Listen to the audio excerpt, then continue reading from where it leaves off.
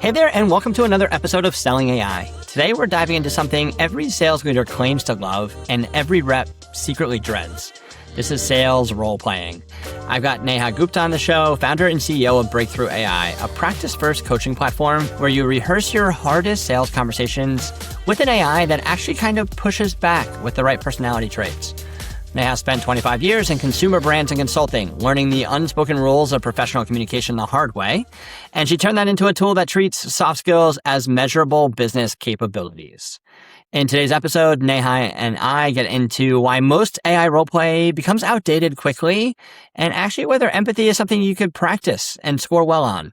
All right, let's get to it. Hey, Neha, thank you so much for being here on the show today to talk about the future of roleplaying in sales. Welcome to the show. Thank you. My pleasure. I'm excited for our conversation. Same here. I'm excited to dive deep into this. It's close to my heart. Cool. So listen, give us a little bit about your background. Tell us about your career arc, 25 years in consumer brands, consulting, mission-driven work. And before starting Breakthrough AI, tell us about your career and what was the through line to why you started Breakthrough. Yeah, so I started in consulting where I got thrown in front of clients pretty quickly and had to really very quickly learn how do you actually, present something to a client that may be skeptical of what you're presenting. And that was a really hard learning curve, honestly, very steep.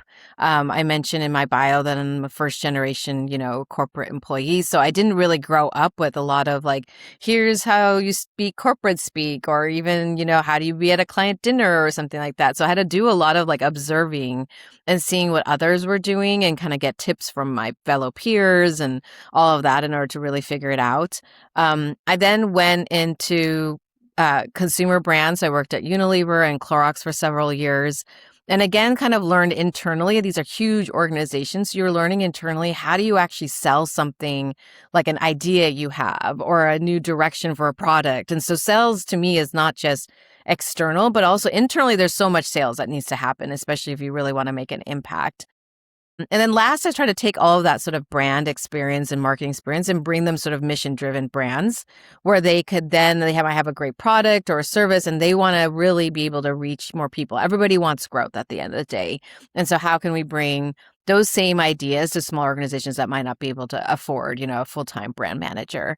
And I would say the through line through all of this was that because I've been in front of customers and clients for so long, but then also internally needing to learn how to sell something, is that I really became really aware of how communication skills can make a huge difference in the trajectory of your career.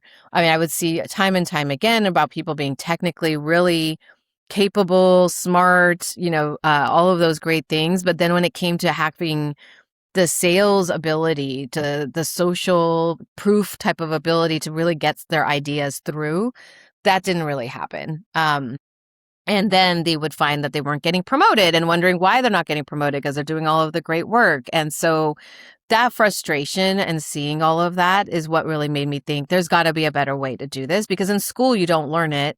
And then you get thrown into a job. And so you're supposed to just take years to ramp up, and there's got to be a faster way to go.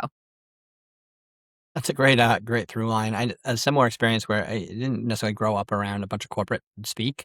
And I went to business school and I started my job and I didn't know I was calling everyone Mr. and Mrs. at work, in the mid 2000s, which apparently had fallen out of favor or never been in favor. But I don't know, a vice president at UPS would come down and be like, well, thank you, Mr. Tringali. And he's like, listen, man, it's Joe. There's no Mr. Tringali. I didn't know. What did you know? I've been calling everyone Mr. and Mrs. my whole life. This is really pedantic kind of small thing that when people need a job, I'll throw that out there just in case they didn't know, which cracks me up along the way. It's a really good call. Or even how do you ask for a day off, or how do you say, hey, I'm not feeling well and I need, to go home early. Even things as simple as that when you're first starting out can be nerve-wracking. So. No, agreed. And again, more complex, but fundamental to what you're doing at work all the time. I think people forget that really all you're trying to do at work all the time is sell your ideas all the time, right? That's what I have this thing I'm working on. Here's why I'm doing it, and here's why you should care, and I need your help on it, right? So there's a lot more of that in the workplace that people don't see that as selling the way that they should, and learning how to engage in that is a really interesting space. So I'm excited to dive in.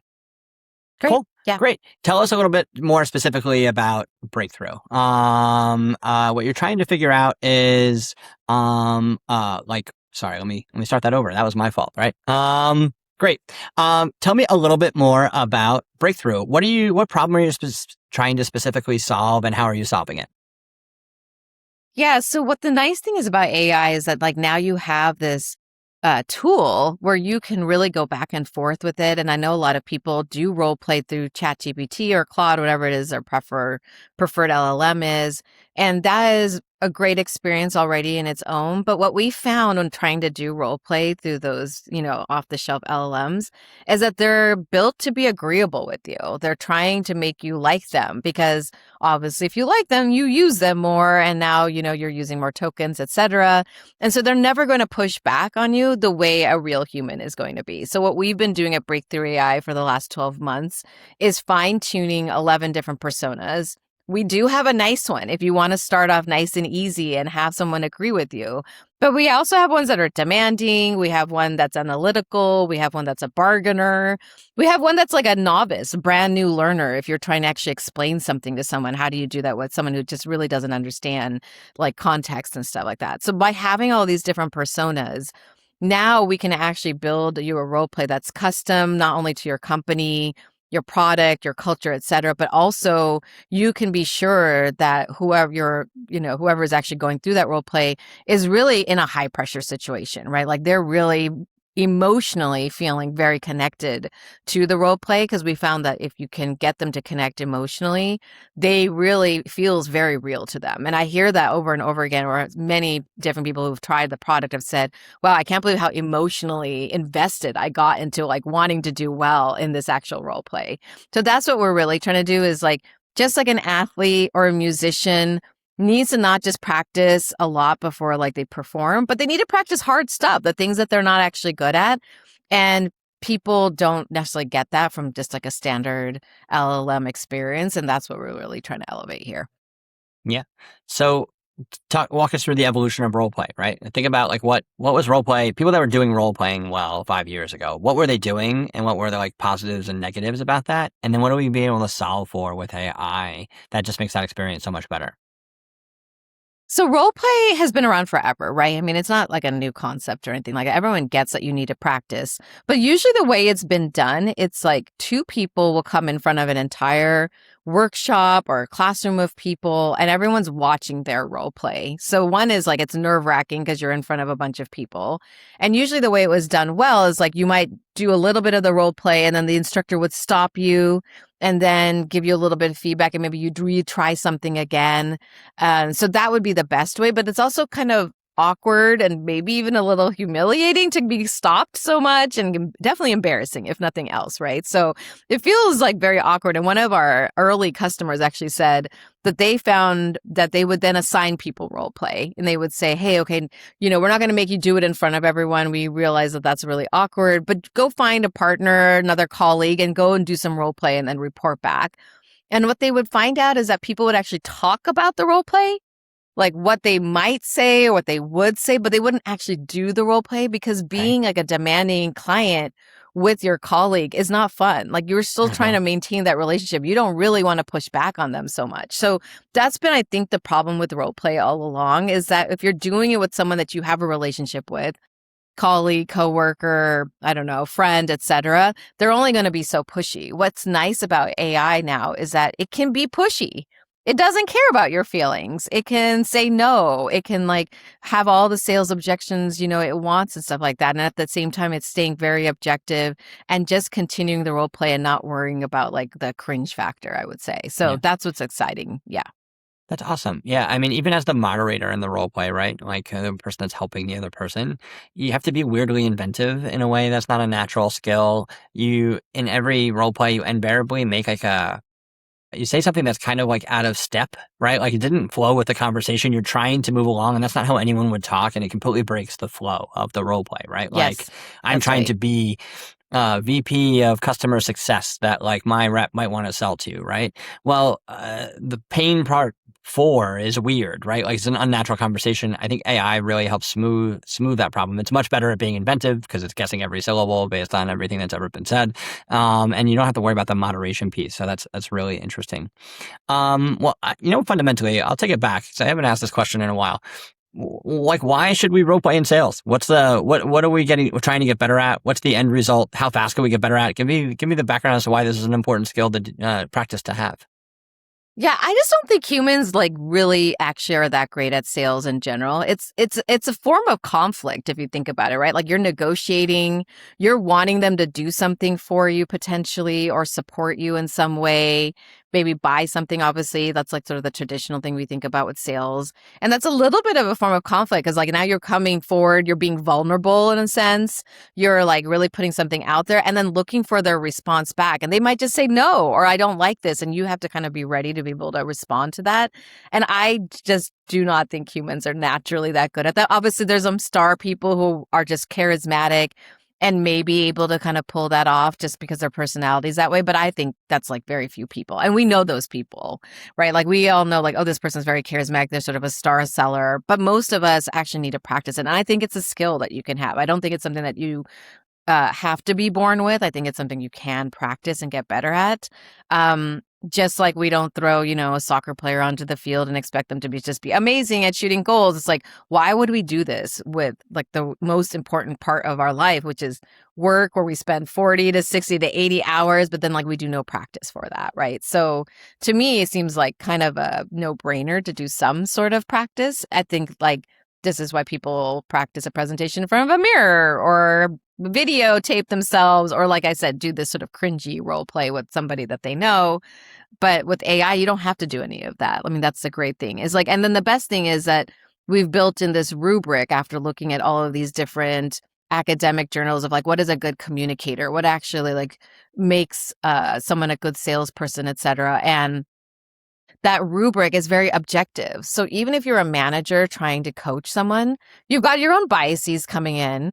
You've got your own idea of like, this is what's good and this is what's bad because of like what's worked for you. So that's honestly like the lens that you're doing on everyone. With AI, we can be objective. Everybody can be on the exact same scale, the exact same rubric. You do not have to worry about some managers maybe being easy graders and some being harder graders. Like that calibration piece doesn't really need to happen, which is like a big part of what happens at big companies, especially. They'll sit in a big room and try to calibrate across managers. And you don't have to do that with AI. Like it's already calibrated because it's the same thing happening again and again. Yeah. And there's 2 points there. I want to make sure I get back to the second point, but on the first side of the fence, obviously the sports metaphor, like no one goes out and just plays the game without practicing is an easy one. And it's how you kind of motivate reps.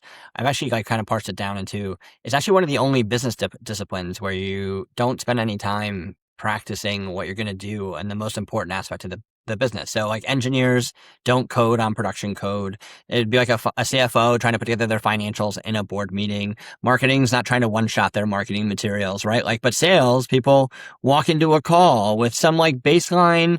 I understand Sandler methodology and I've been doing this for a while, but never actually kind of being like, I have an important call. This is a $500,000 deal.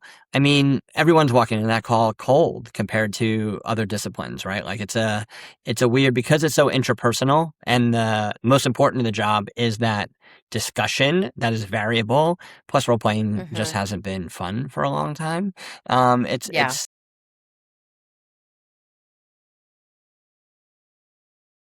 on the second piece, I thought it was interesting, the calibration piece you talked about, right? Cool. So there's calibration. That's wonderful, right? Like, I think we underrate how, like, a manager coaching a sales rep, like, if the sales rep's great, cool, that was a great role play. If the sales rep isn't so good, man, that wasn't a great one. Regardless of the actual outcome, you have that bias at a minimum of their performance and how you think they're doing, right? Then you have calibration across managers. Let's say you do great. You calibrate well for the product. You're providing a similar experience for all the reps and coaching them through their parts of their rough spots. How do you make it so it's not too repetitive? How do you make it so it actually mimics the conversation and that there's a decent amount of variation within the good parameters that actually help reps get better at managing calls? Yeah. That's actually been like a real art that we've been really just trying to fine tune ourselves over the last few months, especially because we've been now ramping up, getting a lot more customers, and we want to make sure that the experience does feel as realistic as possible. So we're updating our prompting all the time around trying to make sure that there's curveballs thrown in. that the AI is not literally saying the exact same thing every single time, but like kind of bring in different dimensions so it feels a little bit more human like that way. We also have people practicing with a lot of different personas. So the demanding one is going to feel one way, but then the analytical one is going to feel a little bit different. So by having 11 personas, now you're able to practice that same thing, but from someone having a different personality basically on the other end, right? So you kind of can have that feel for what that might, how it might be different. So there's a lot of different things that we're trying to think of that make that a lot less repetitive, because you can only do a role play so many times and then it starts feeling sort of predictive, right? Right. Awesome. That's great. Is there anything in terms of like the role playing that's kind of counterintuitive? I think actually this role playing is a great example for the buy versus build discussion. If a sales team or any team Yeah. wanted to build their own role playing action, they could do it in ChatGPT, right? There's the real time agent, voice agent that you can have a chat with, and you can give it system instructions. But there's a lot of work to make it actually like usable, right? Like give it the personality Yeah. types, get the user feedback and analyze that data. What do you find that's like kind of counterintuitive in how you kind of like build this and actually how like folks have conversations with these role play agents? Yeah. I mean, I think there's a couple of things that make it different from just doing like your own prompting with an LLM. One is the personas, right? So it took us 12 plus months with a lot of data to make sure that the LLM is actually going to stick to that persona. So even if you tell ChatGPT, hey, be a demanding customer for me, it will the first one or two back and forths.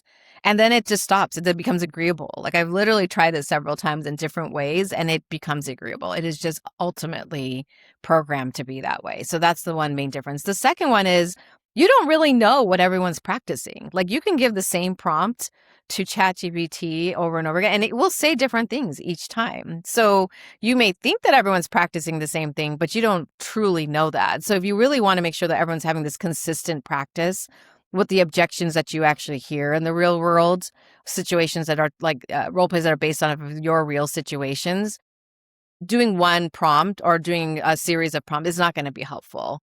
The last thing is like the rubric. There's no built-in rubric. So you don't, again, you can tell chat, here's the rubric. Here's what I want you to base it on. But like now the manager's going to have to ask somebody to send them the results every time they do a role play. We have that all transparent. So like the manager can go in and be like, oh, okay, this is the area that they're really struggling with. Now I can go in and actually do some coaching around this, right? You're not going to get all of that sort of trend analysis across many different role plays from ChatGPT without it being super manual, right? So that's why it's sort of like more of a system that we're building rather than just access to yet another AI chatbot type of thing. Gotcha. That's great to hear. Okay, cool. Let's walk through something specific. On the leadership side, let's say, great, I've bought Breakthrough. I want to implement it on my team. What are some like best practices in like starting a program around some like formal role playing? How should you roll it out? What's the pacing? What are the types of things if I look at the actual like tactics of using role Yeah. play to better my sales org?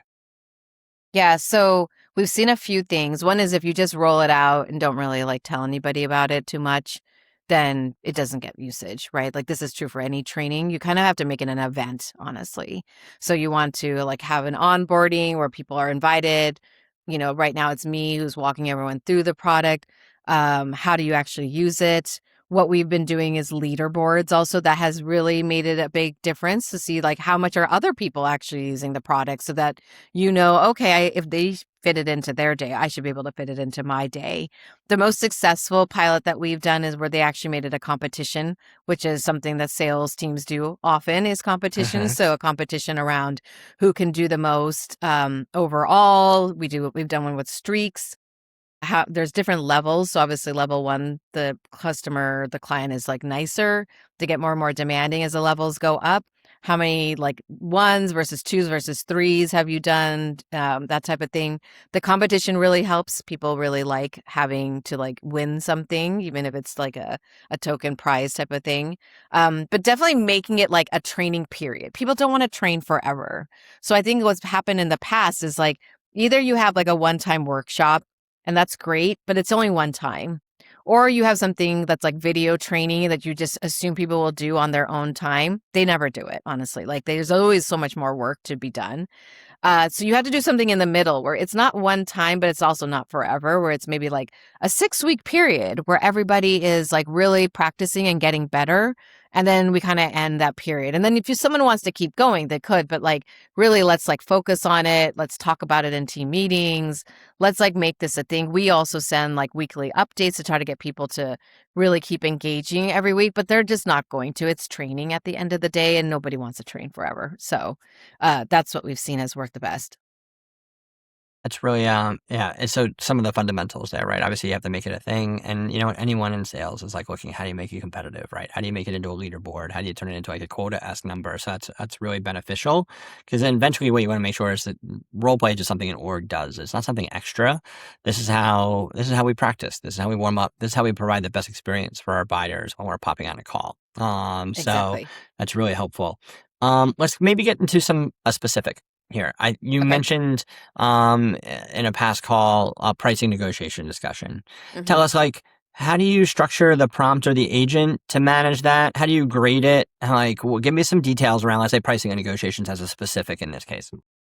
Yeah. So pricing negotiations, we have built like a scenario where the person is like, everything looks great, right? So you go in, what's going to happen, your actual experience, let's say you get in, you hit, I want to practice. It's actually going to give you a little bit of a framework on also how to handle this. Let's say you're someone who's brand new and has never done a pricing objection type of role play. We don't want to get you in there practicing the same bad habits over and over again. We want to actually give you some sense of how would best practices look like to handling this type of thing. So we're giving you a little bit of a framework, then we're putting you into the role play. So that's also a little bit of difference in ChatGPT in that it's not necessarily going to give you some of that framework that we've been building based off of like past experience. So you go in and then the role play that we have around price objections, like everything looks great, but can you give me a 10% discount? So not Right. based off of like anything that's like wrong with the proposal or any issues. It's just, hey, this feels a little higher than we wanted to spend. I want a 10% discount. You're coming up, I love everything you're doing, but you're on the high end of others that we're looking at. So there's different ways that we're having the agent basically like asking for a discount. And what you're practicing is how to not just give in right away in order to make the sale, but really to talk about the value of what you're delivering, right? And like why that's the price. So making sure that you both are aligned on here's how we built this, here's the expertise that went into that, here's the value that you're getting out of this, and that's why this is the pricing. Because if you focus straight on pricing, then of course everybody wants a good deal. Like everyone's going to ask for that discount. And the way to counter that is not just by giving in and giving control of the call over to the buyer right away, but how do you make sure that they understand the value and stuff like that? So that's really what you're practicing. And then after you've gone back and forth a few times, we do have it programmed. Well, it will be a positive solution if you're doing all the right things. It will back off, for example, on a price situation. It will say like, okay, I see the value, like let's move forward. So like that is how we programmed it so that you feel like you can be successful in the situation. Then the rubric, there's a feedback agent. It's looking through the transcript, it's looking how you responded, and it's looking at things like how did you manage pushback? And it's looking for micro behaviors on that. Like, did you acknowledge their concerns? Did you bring back like specific data points or value points to like manage that pushback versus just saying, no, we can't do it or something like that? Um, did you end the call with some sort of momentum? So like, how are you actually ending the call? Is it just like waiting for them? Are you giving them timelines? Are you talking about next steps? Like, how do you make sure that there is some momentum at the end? How clearly are you explaining the product and the value, right? Like, is it easy to follow? Am I having a hard time following you? Are you rambling too much? How much are you talking versus listening? So those are the type of things that we're looking for. So there's different rubrics depending on if it's a sales track or you're like a new manager. And then what the AI agent is doing is it's looking for all of those micro behaviors again. So like the more we define it, the more objective the AI feedback ends up being. I think it's a really good highlight of why practice is important. And why rehearsal of these types of conversations is important. A discount conversation actually has a monetary value to it, right? So you can almost peg how many discount conversations, how many like pricing negotiations am I having? How many deals am I closing? What's a 10% discount on every deal worth? And then if I don't practice for that at all, am I more likely to give that 10% discount? There's like a funny math parallel. And I actually think the Yeah. behavior that what happens when you don't practice versus when you do is really stark here as well. So most of the time what ends up happening in pricing negotiations as a sales leader, I give one training on how to negotiate on price on onboarding, right? Like that's it. So that's what you get, right? Like, and then I talk about it during coaching calls and people ask me questions, or they say they're going to have the call, then I bring up and try to bring up the framework that we use in order to manage that. Yeah. Without practice, what ends up happening is like someone gives the same old answer, which if you're going to guess is like, listen, I'm not authorized to give you a 10% discount, but let me talk to my boss and see what I could do, right? Like this is what 80% of salespeople are saying, right?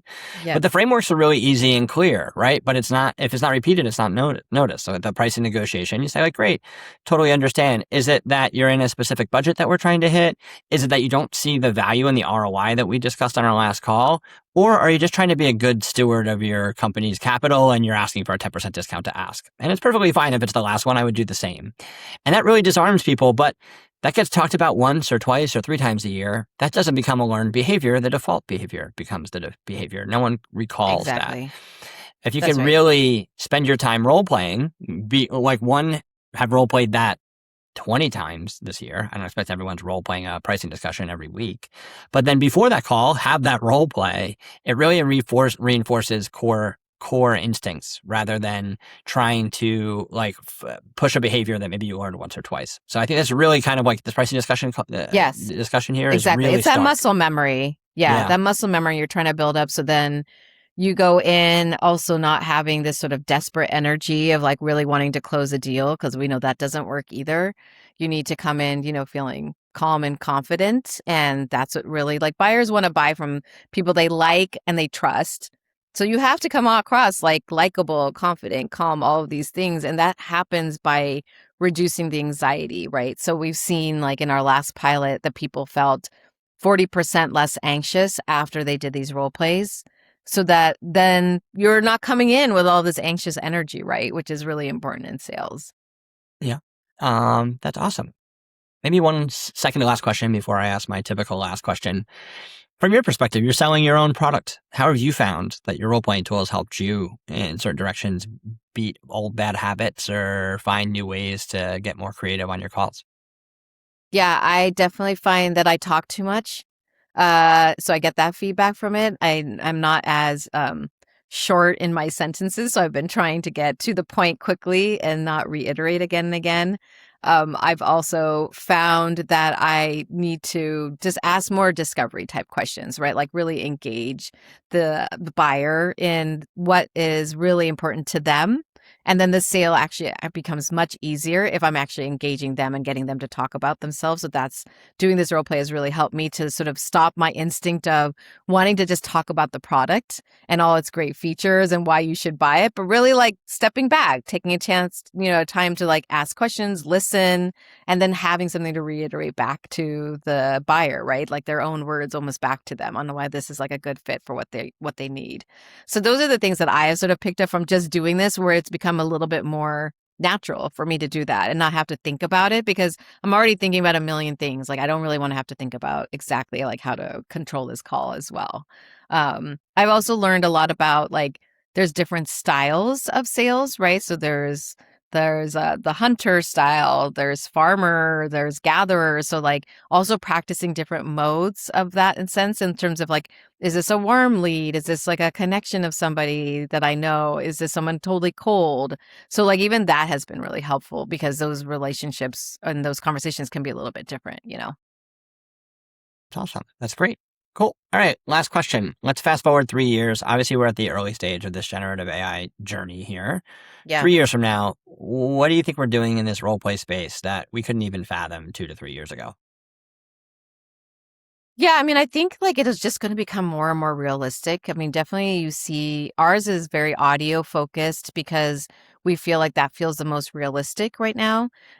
We've seen a lot of the ones that are more video based, and they just feel sort of chunky and clunky, and like the lips aren't moving exactly right. And I find that to be more of a distraction personally than like getting to really focus on the role play. But that's what's going to improve, right? Like that ability to actually feel more realistic video wise. I also think the interesting thing, I read this study about how we're going to be able to use AI to actually detect a lot more around tone, Right Okay. now, it's like very word based. Maybe you can count the number of words someone speaks, so like their speech, like how fast they speak or something like that. But we're going to be able to eventually be able to say, "Hey, you sounded a little sarcastic at that point," or "You sounded like not as excited," or something like that. Like we're really going to be able to get into people's tone, which is a big part of communication, and Yeah. you don't see anyone doing that really that well yet. So that I have Interesting. read, I think it was like something out of MIT that's experimental, but they're really trying to use AI to detect not just positive and negative tones, but like actually what was the tone of the person speaking. So I think that'll be really cool to see. That's awesome. Yeah, that's the tone piece is a really interesting part. I hadn't really thought about that. It's still guessing syllables, right? So like it's not picking up on tone, right? Which is It's not picking there's up on tone yet. Yeah. a lot of depth to tone that you're trying to, Yeah. and then it'll be like, again, there's a good buy versus build. If you're doing a role play and you're trying to incorporate tone, you want to make sure you're serving up that tone and that context in a way that's actually useful and not giving someone wide varieties of different tones within a call that aren't logical, right? So like, and Yes. throwing too much at Yes. someone when you're looking at tone. Exactly. Yeah. It's also the repetition. Tone is subconscious, right? So like hearing the same tone over and over and how you respond and having that response be well received is the value, not the, oh, they're sarcastic, so I'm going to say this sentence, kind of like rote response kind of scenario. Yes. Yes, exactly. Fascinating. Well, super excited to see what Yeah. you continue to do with Breakthrough. Before we go, tell us where our listeners can find you. You post on LinkedIn, any blogging, you go to any conferences? Yeah. I post on LinkedIn all the time, so definitely find me there. I usually post under myself, so under Neha Gupta, and then Breakthrough AI is reposting. Our website's joinbreakthrough.ai. You can always reach me there. My email is just neha@joinbreakthrough.ai. So Perfect. anywhere, you can find us. LinkedIn is definitely the best place, though. I'm on there all. Great. Well, it's been an absolute pleasure. Looking forward to seeing where you go to in this space, and best of luck.